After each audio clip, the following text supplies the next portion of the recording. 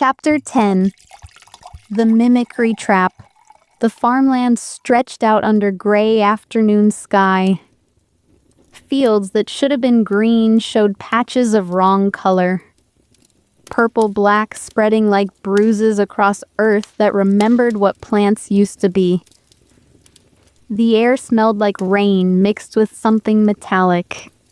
Sharp. The kind of smell that made your teeth ache. We walked in loose formation through stubble that crunched wrong under our boots. Too dry, too brittle, like walking on bones instead of vegetation. The wind carried voices from ahead, distant, desperate, calling for help. I kept my eyes on the farmhouse rising from the corrupted fields. Smoke curled from the chimney, gray and normal. Movement flickered behind windows. Shapes that could have been people, could have been hope. Kale walked beside me, relaxed, almost casual despite the mission briefing. His spear rested across his shoulders, hands draped over the shaft like he was out for an afternoon stroll instead of approaching a reported chaos pocket. Behind us, Torin and Jessa moved with less confidence. Torin's hand never left his sword hilt. Tall, built like oak, the kind of cleaver who looked solid enough to anchor reality through sheer mass. Jessa walked close to him, too close. Her hands twisted together, nervous energy radiating from small frame. Standard deployment. 4 mages to assess and contain a chaos pocket. Intelligence said it was routine. Small manifestation near farming village. Locate, seal, return for dinner. I'd learned not to trust routine. So there I was. Kale said. His voice carried that same easy charm. Storytelling mode fully engaged. Hanging upside down from a corrupted tree. Literally upside down. My foot caught in what used to be branches but were now, I kid you not, tentacles with opinions about my presence. Jessa made a small sound. Half laugh, half anxiety. And Torin here. Kale gestured back with his spear. Our noble cleaver with his theatrical fighting style. Does he simply cut me down like a normal person? No. He decides this is the perfect moment to practice his spinning blade technique. It worked, Torin said. His voice was deep, measured. The kind of calm that came from knowing exactly how strong you were. You're alive. I'm alive with motion sickness. Kale grinned. 3 full rotations before the final cut. I could have vomited on that creature. Would have been more effective.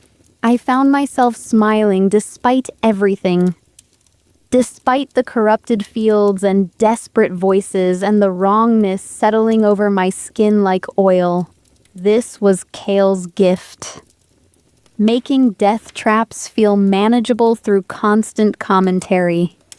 Filling dangerous silences with stories that reminded you survival was possible. Expected, even. We'd been deployed together for 2 weeks now. Long enough that his presence felt normal. Long enough that casting with him didn't spike immediate guilt every single time. Just most of the time. The farmhouse grew larger as we approached. 2 stories. White paint peeling. Shutters hanging crooked. Normal farmhouse decay. Nothing obviously wrong except for the voices calling for help and the fact that it sat in the middle of a chaos corruption zone. Movement at the western window, Torin said. His hand tightened on his sword. I saw it too. Shadows shifting. Person-shaped. Moving with urgency that suggested fear instead of threat. Help! A voice carried from inside. Female. Terrified. Please, we're trapped. Jessa's hands twisted harder. We should. If there are civilians, we can't just leave them. We assess first, I said, trying to channel every tactical lesson Master Oral had drilled into me. Establish perimeter. Confirm the manifestation before entering. The manifestation is the whole fucking zone. Kale said, but his tone stayed light. Casual. Look at the fields. Look at the sky. We're standing in it already. He was right. The corruption wasn't localized. It spread across acres. The farmhouse sat at the rough center. Either the source or a shelter. No way to know without getting closer. They're calling for help, Jessa said. Her voice went higher. More anxious. Real people, we can hear them. Or things pretending to be people. Torin's grip on his sword never loosened. Something's not right. If those are civilians, they should be corrupted by now. The whole area is coated in chaos manifestation. No one survives this long without transformation. Maybe they awakened? Jessa's voice went higher. Hopeful. The chaos could have triggered manifestation, made them binders or cleavers. That would protect them from corruption, give them time to shelter. Intelligence said pure chaos. Kale pointed out. Standard pocket. No pattern recognition. Intelligence also said this would be small, I said. We stood 50 yards from the farmhouse now. Close enough to see details. The smoke was real, rising in normal patterns. The windows showed movement. Shadows pacing. Desperate. Human proportions. Human movements. Everything looked right, which was exactly why it felt wrong. Then the front door opened. A woman emerged. Tall. Elegant. She moved with a grace that seemed wrong for someone supposedly trapped in a chaos-corrupted farmhouse. Her silhouette was distinct against the weathered doorframe. Poised. Deliberate. Each step measured as she descended from the porch and walked toward the side of the house. Too far away to see her face. Too far to make out details beyond shape and movement. But something about the way she carried herself. Something familiar. My chest tightened. Recognition flickering at the edge of consciousness like a word I couldn't quite remember. Someone just came out. Kale said. His casual tone had shifted. Gone sharp. Alert. I saw. Torin's hand moved to his sword. Woman, alone, moving away from the farmhouse. Not running, I said. Not panicked, just walking. The woman disappeared around the corner of the house. Out of sight. Like she'd never been there at all. The voices inside continued calling for help. Desperate. Terrified. But someone had just walked out calm as could be. That doesn't make sense. Jessa's hands had gone still. If people are trapped inside calling for help, why would someone just walk out like that? Maybe she was already corrupted? Torin suggested. His voice carried doubt. Lost to the manifestation? She moved too deliberately. Kale said. Corruption makes people erratic, desperate. That was controlled, purposeful. I watched the corner where she disappeared. Tried to shake the nagging sense of recognition. Something about her height, her posture, the way she'd moved with that particular confidence. Who did I know who moved like that? Could be a lure. Torin said. Draw us closer by showing us someone who looks human. Make us think it's safe. Everything about this is a lure. Kale muttered. The question is whether there's anything real mixed in with the bait. Jessa was chewing her lip. Hands twisting again. We need to investigate. If someone just walked out, maybe there's a way in that's safer. Maybe she knows something. Or maybe she's part of the trap, I said. But even as I said it, something didn't sit right. That recognition kept nagging. like seeing someone you knew in a crowd but couldn't place. Kale looked at me. His eyes were sharp, reading my expression. You recognize her? No. I shook my head. Maybe. I don't know. We were too far away. But something about her felt familiar? His tone had gone careful, probing. The way she moved. I tried to articulate the wrongness, like someone I've seen before. But that's impossible. We're in the middle of nowhere, in a corruption zone. Why would anyone familiar be here? Chaos doesn't care about impossible. Torrin said. His voice was grim. It makes impossible real. Makes familiar things strange. Makes strange things familiar. All to draw you in. He was right. This was exactly the kind of psychological trap a mid-order manifestation would use. Take something your brain recognized. Twist it. Make you curious enough to investigate. We stick to the plan, I said, trying to sound more confident than I felt. Assess. Establish perimeter. Don't let curiosity override tactical judgment. Spoken like someone whose curiosity is definitely overriding her tactical judgment. Kale said. But he was grinning. That same easy confidence. Which is fine. I'm curious too. Let's be curious together, yeah? At least then we'll die knowing what we're walking into. We can't leave civilians to die because we're paranoid. Jessa said. Her hands had stopped twisting, gone still. That particular stillness that meant she'd made a decision. I won't, even if it's dangerous, even if it's stupid. I won't walk away from people calling for help. Torrin looked at her. Something passed between them. Understanding that went deeper than words. Then we go together. He said. Standard entry protocol. Binders ready to shield. Cleavers lead. Kale spun his spear. Casual show of readiness. Well, when you put it that way, can't let you have all the fun, yeah? He looked at me, grinned. That same easy confidence that made dangerous choices feel reasonable. What do you think, Liv? Trust our instincts and run away? Or trust our training and help people who might actually need it? I looked at the farmhouse. At the smoke rising normal and real. At the shadows moving behind windows with human proportion and human fear. At the corner where the elegant woman had disappeared. At Jessa's face, determined beneath the anxiety. Ready to do something potentially stupid because it was right. I thought about all the times I'd calculated odds, made tactical decisions, chosen survival over sentiment, and I thought about the people we'd saved in Corvus.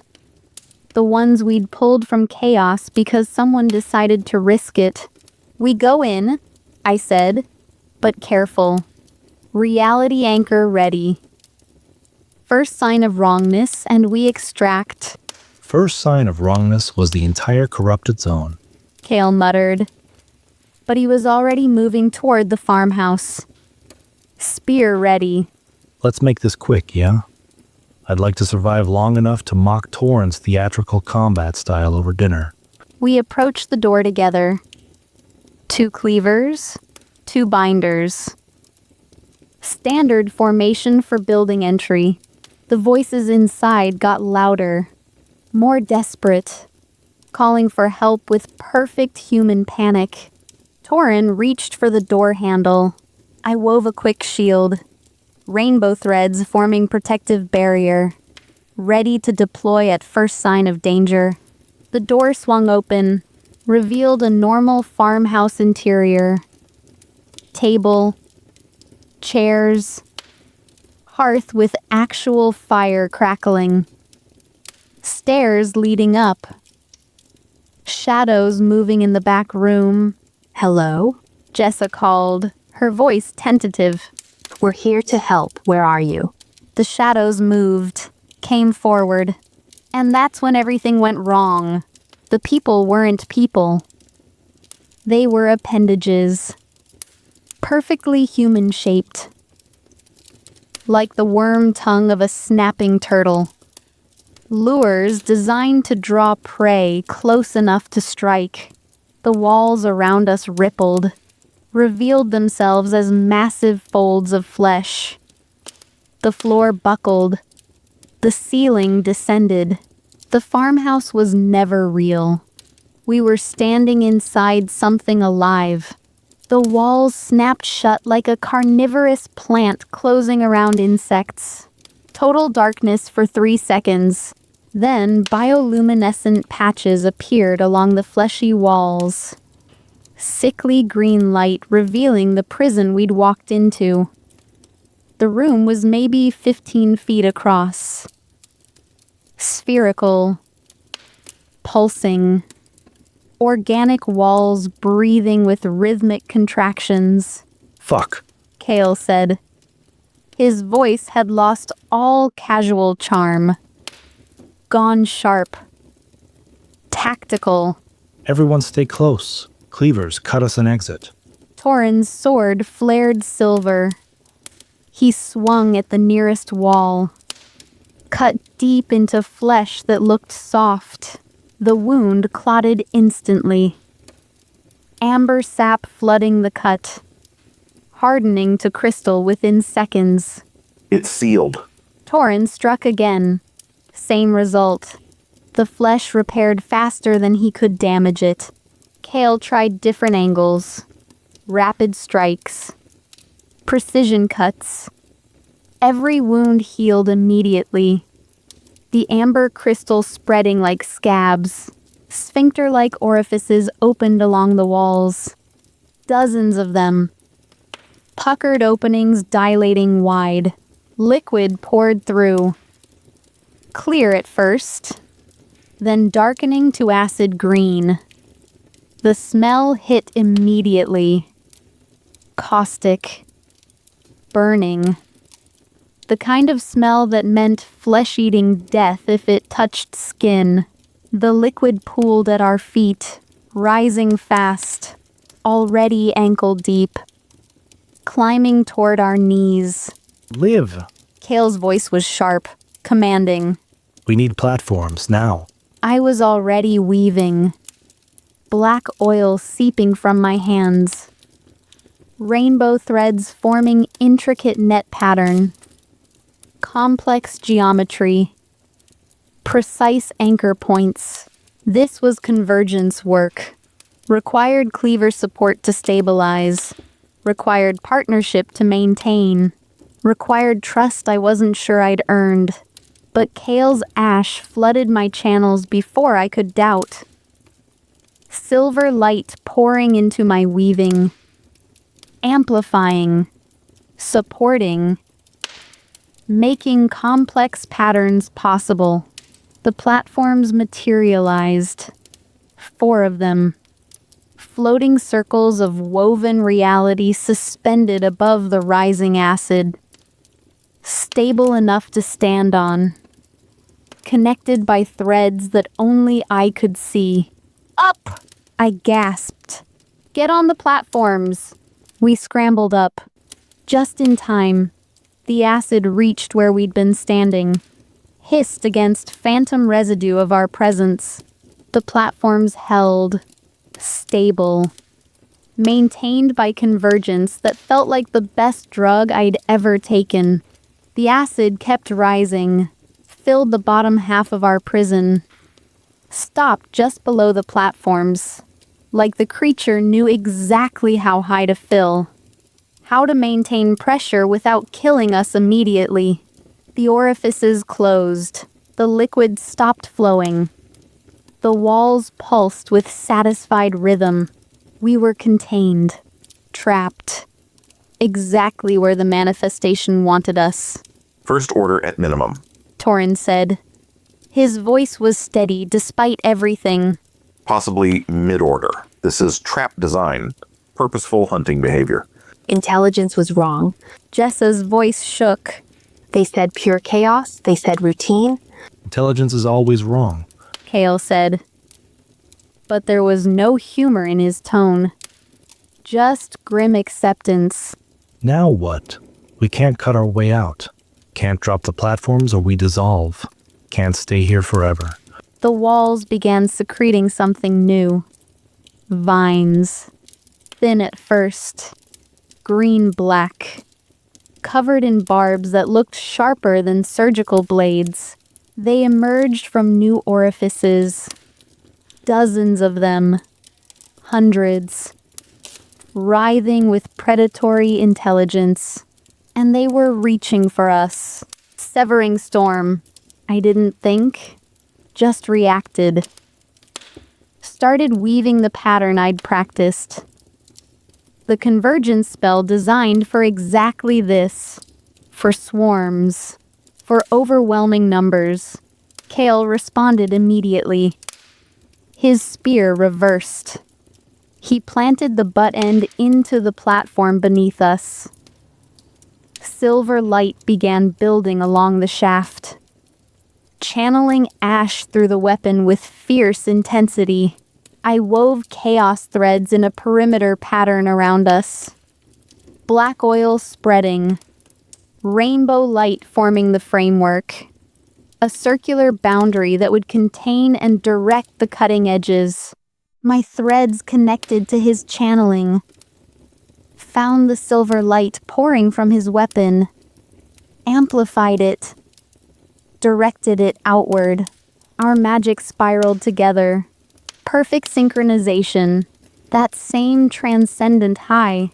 The invisible blades manifested. Filled the space between platforms and walls in a sphere of molecular level cutting.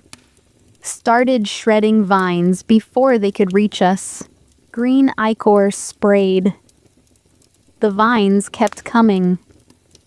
We kept cutting.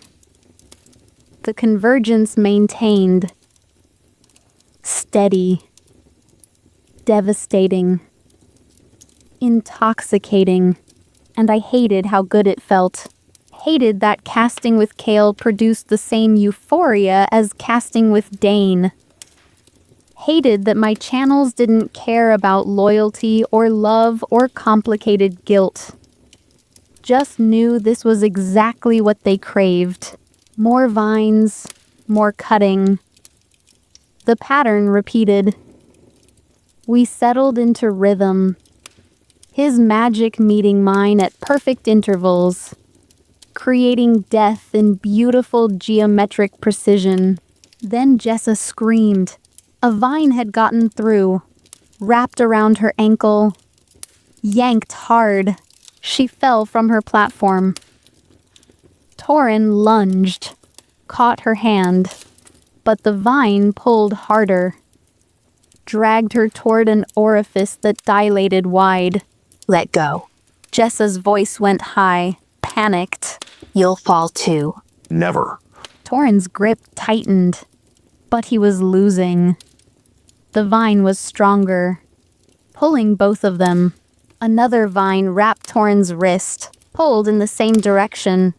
They were being drawn into the orifice, into the pulsing tunnel beyond. Torin made a choice. Release the platform. Let the vine pull him. Wrapped both arms around Jessa, protecting her body with his as they were dragged through the sphincter opening. Gone. Both of them. Vanished into the creature's interior. No. Kale's voice cracked. Real emotion breaking through tactical composure. Torin, Jessa. He started toward the orifice, ready to dive after them. I grabbed his arm. We can't help them if we die. We can't help them by staying here. He yanked free, met my eyes. Wild grief mixing with desperate determination. They're my people, my friends. I'm not leaving them. He was right. I knew he was right. And I knew following was probably suicide. But Jessa's anxious brilliance and Torin's steady strength were somewhere in that tunnel. Maybe alive. Maybe dying. Definitely needing help.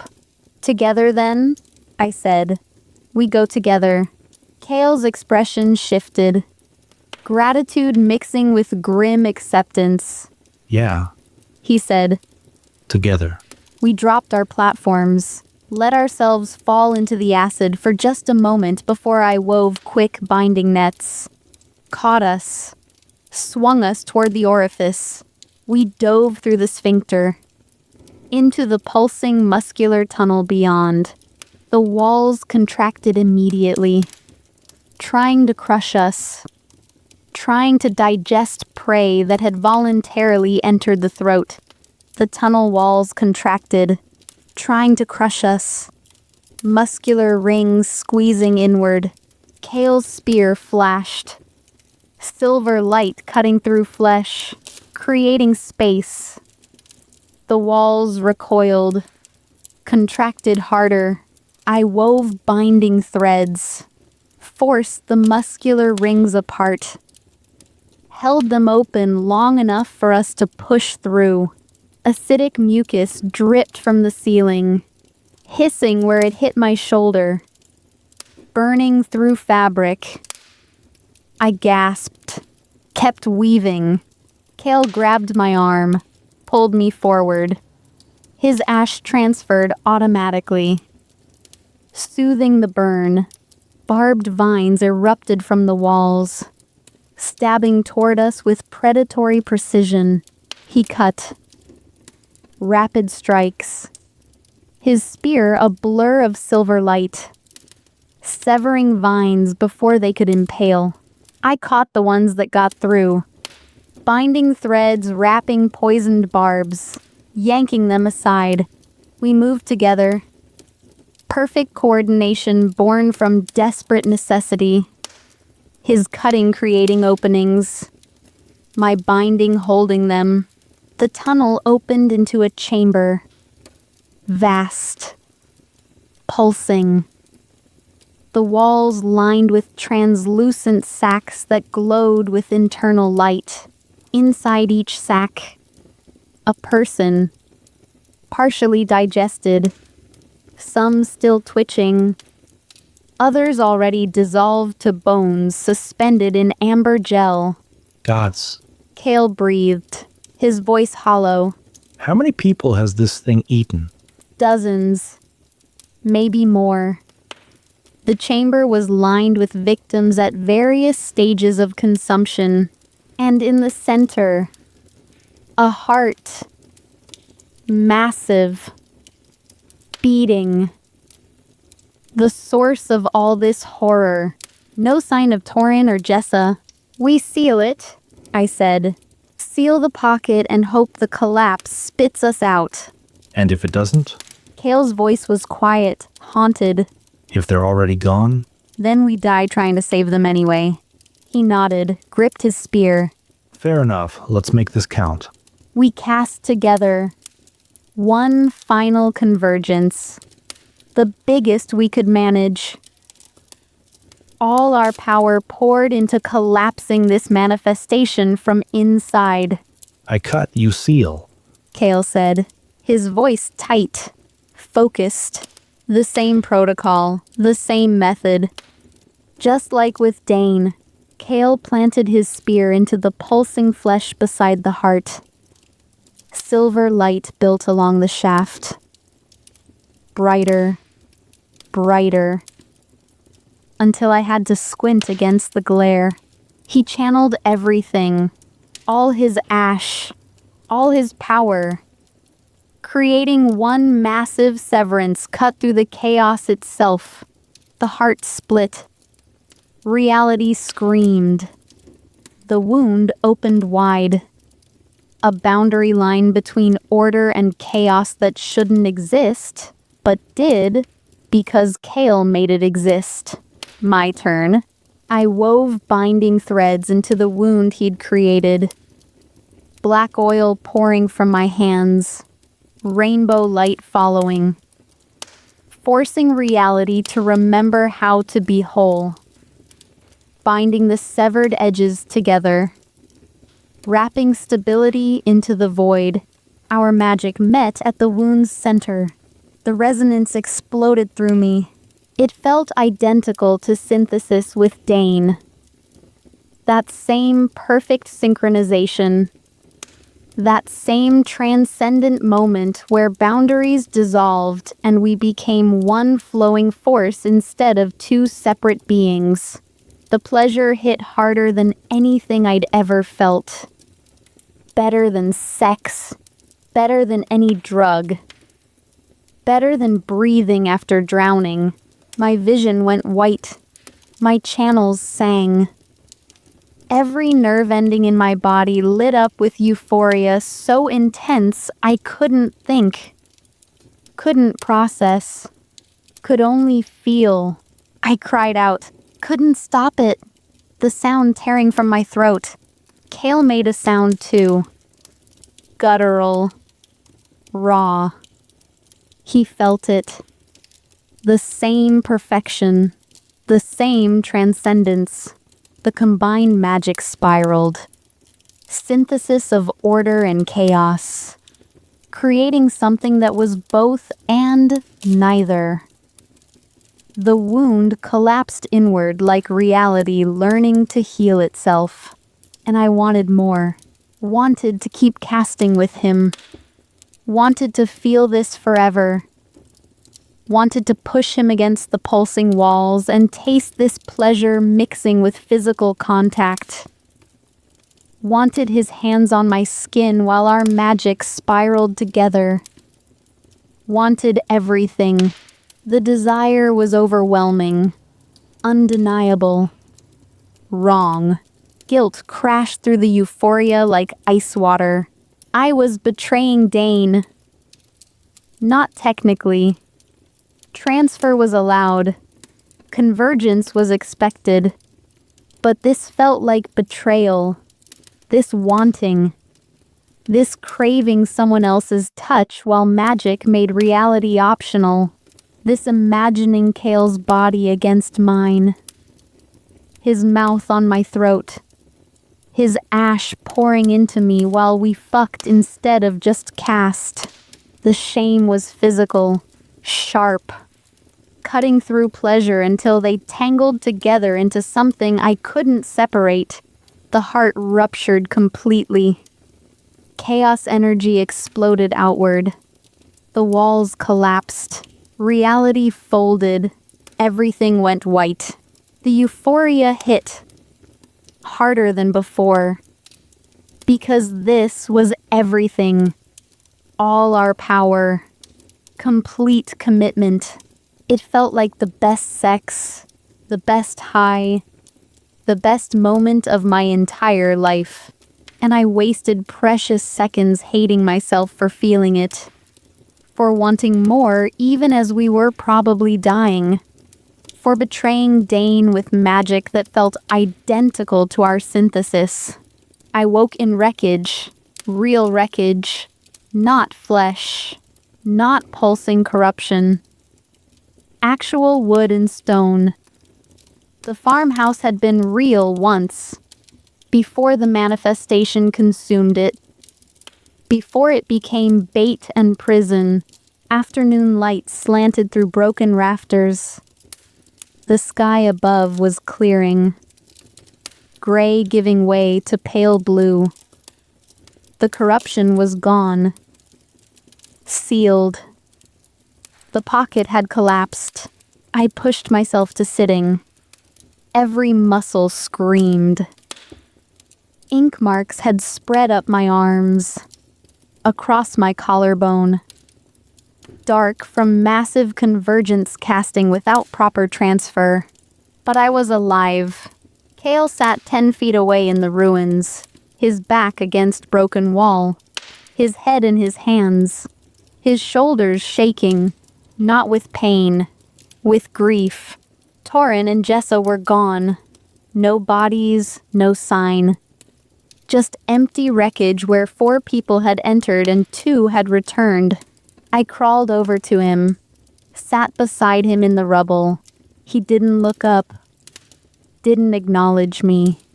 Just kept his face buried in his hands while his shoulders shook with silent sobs.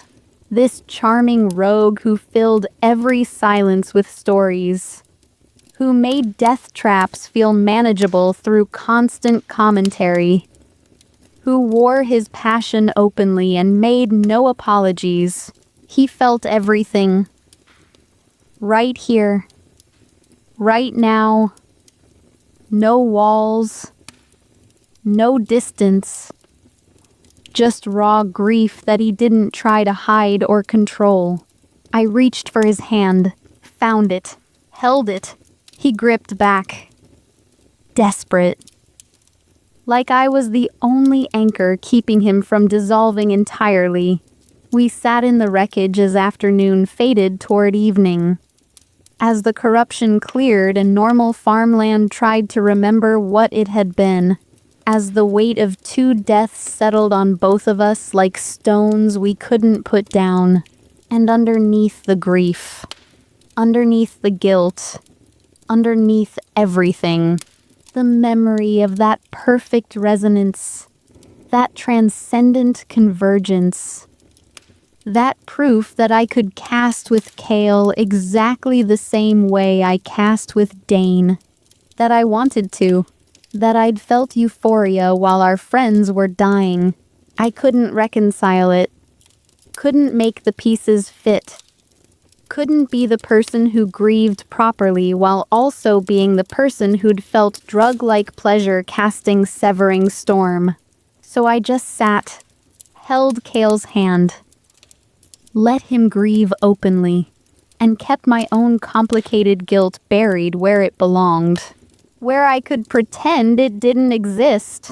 Where I could lie to myself about wanting versus needing. About tactical necessity versus genuine desire.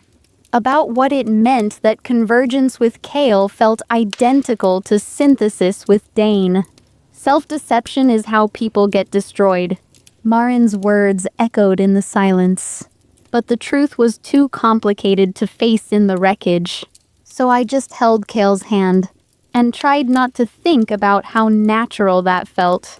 How right. How much like choosing instead of just surviving. Eventually, we had to move. Had to stand. Had to return to the academy and report the loss. But for now, we sat in ruins. 2 survivors carrying weight they couldn't share. Bound by grief and guilt and magic that synchronized too perfectly to ignore.